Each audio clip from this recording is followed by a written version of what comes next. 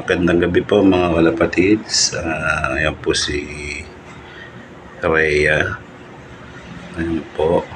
Dahil po si Lynn ay hanggang ngayon po ay hindi pa po siya nakakabalik. Ayan po siya. Si Rhea Enriquez. Ngayon po, ililipat na po siya natin dito. Yan sa baba. Yan na po siya. Let's go. Kuhaan na po natin si Rhea. Tapos si Rhea. Gusto na lumipad.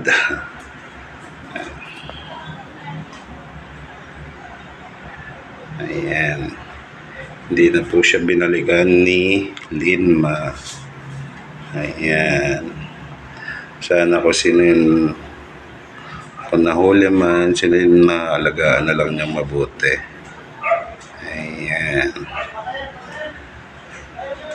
Ayan po si si Rhea. Ayan po yung ring number niya. May 7 sa ulit.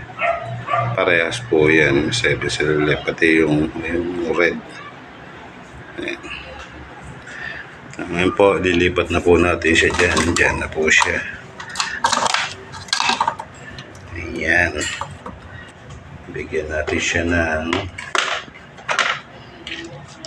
patuka.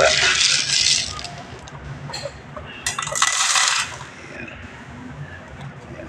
Kunti lang po. And tubig.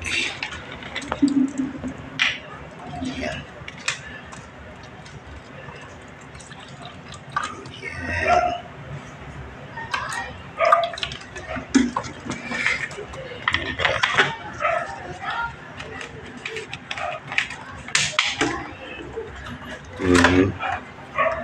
Yan natin ng stick.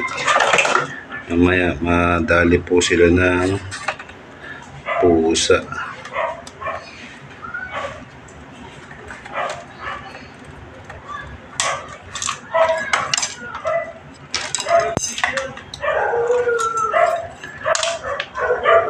Mamaya na lang. Hirapan ako mahawak ang video. Ay, ang cellphone. Yan po. Dito naman po, mamaya, ang ililipat po natin dyan si Rose Marana ng Tita Au. Mga idol. Kasi po, yung sa baka mabasag yung itlog ng mga itlog na kasi. Hanggang dito na lang po mga kalapatids. Maraming salamat po. Ingat po tayong lahat. Bye bye guys.